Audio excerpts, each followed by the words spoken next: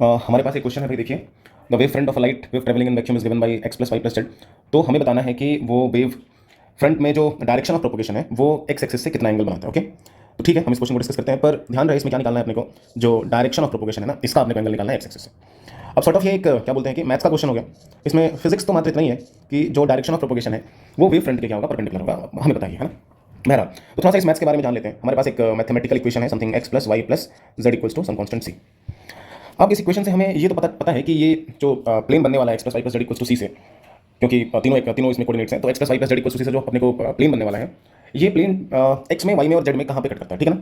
तो देखो, अगर तुम वाई और जेड को जीरो करते हो, है ना, तो अपने को पता है कि अगर हम बात करें एक्स एक्सिस की, तो ये एक्स एक्सिस को कट करता है कहाँ पे, एकदम पॉइंट सी पे, क्योंकि एक्स एक्सिस पर आकर के आपका वाई और जेड जीरो होगा। सिमिलरली आप वाई के बारे में क्या बोलोगे, ये भी कहाँ पर कट करेगा, सी पर। और सिमिलरली जेड को भी क्या बोलोगे, ये कहाँ कट करेगा, सी पर। तो भाई इसका अर्थ ये हुआ कि ये अगर मैं इसको बनाने का ट्राई करूँ, तो ये देखो यहाँ पे समथिंग वाई एक्सिस में बना लेता हूँ, यहाँ पे समथिंग मान लो एक्स एक्सिस बन गया, और यहाँ पे ये देखो जेड बन गया। ओके, तो भाई ये जो पॉइंट है ना, यहाँ पे मान लो एक पॉइंट सी है ना, अगेन मान लो यहाँ पर एक पॉइंट सी है, अगेन मान लो यहाँ पर एक पॉइंट उतनी ही दूरी पर सी है ना। तो आप इन तीनों को अगर मिला दोगे ना, ये है ना, तो देखो इन तीनों को मिला करके अपने को क्या है कि एक प्लेन मिल रहा है। तो इसी प्लेन के बारे में क्वेश्चन बात कर रहा है कि जो हमारा वेव फ्रंट है उसी प्लेन में है। चलो, प्लेन तो मिल गया अपने को, ठीक है। अब अपने को निकालना क्या है कि एंगल इसका डायरेक्शन ऑफ प्रोपोगेशन कितना बनाता है एक्स एक्सिस के साथ। तो भाई ओरिजिन से अगर तुम इस प्लेन पे एक परपेंडिकुलर ड्रॉप करो, है ना, ओरिजिन से प्लेन पे परपेंडिकुलर, है ना। चलो थोड़ा सा 3 डायमेंशन हो रहा है ये, है ना। तो ओरिजिन से हमने इस प्लेन पे ड्रॉप कर लिया भाई ये परपेंडिकुलर। तो हमें बताना है कि ये जो हम परपेंडिकुलर ड्रॉप कर रहे हैं इस प्लेन पे, इसका एंगल कितना होगा एक्स एक्सिस के साथ, ठीक है।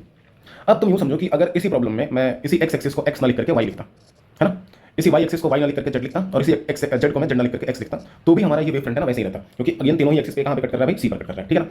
मतलब ये है कि ये जो हमारा परपेंडिकुलर है, ध्यान देना, ये जो परपेंडिकुलर है ये एक्स से, वाई से और जेड से क्या है ना कि सेम एंगल बना रहा है। अगर ये सेम एंगल ना बनाता तो क्या होता है कि तीनों जगह अलग अलग एंगल पे कट करता, है ना। तीनों जगह अलग अलग ये पॉइंट ऑफ कोऑर्डिनेट्स होते हैं। तो हम ये समझ रहे हैं कि सिमेट्रिसिटी के कारण एक्स वाई और जेड तीनों पर ये अलग अलग पॉइंट पे कट करता, पर अभी सिमेट्रिक है तो नहीं कट कर रहा है ना। अगर असिमेट्रिक होता तो अलग अलग एंगल बनाता है एक्स वाई और जेड। खैर, तो अपने को ये पता है कि तीनों एंगल एक्स वाई और जेड से क्या होंगे, इक्वल होंगे। तो अपने को ये पता है कि अगर एंगल एक्स से अल्फा बनता है, वाई से बीटा बनता है और जेड से गामा बनता है, तो हम ये जानते हैं cos square alpha plus cos square beta plus cos square gamma, ये क्या है ना कि ये तीनों के तीनों क्या होंगे, इनका सम कितना होगा, 1 होगा। तो भाई पर तीनों बराबर भी है, अल्फा बराबर है बीटा के, बीटा बराबर है गामा के। मैंने बताया ना कि आप एक्स वाई और जेड इंटरचेंज कर दो तो प्लेन पे और परपेंडिकुलर पे कोई फर्क नहीं पड़ेगा, ठीक है भाई। तो हमें फिलहाल के लिए मान लो कि एक ही कोई निकालना है, तो चलो अपन अल्फा निकालने का प्रयास करते हैं। तो हमें पता है 3 cos square alpha is equal to what भाई 1। तो यहाँ से cos स्क्वायर अल्फा कितना हो जाएगा, ये हो जाएगा 1/3, और यहाँ से cos अल्फा कितना हो जाएगा, cos अल्फा हो जाएगा 1/√3, ठीक है ना। तो देखते हैं भाई कौन सा ऑप्शन इसमें सही है। तो ऑप्शन इसमें ठीक कौन सा लग रहा है भाई, 4th ऑप्शन लग रहा है ना। बाकी देखो 0, 45 और 90 थोड़े से आउट ऑफ द बॉक्स भी ऑप्शन लग रहे हैं, ठीक है। तो आई होप ये तुम्हें क्लियर हो गया होगा, ठीक है बेटा।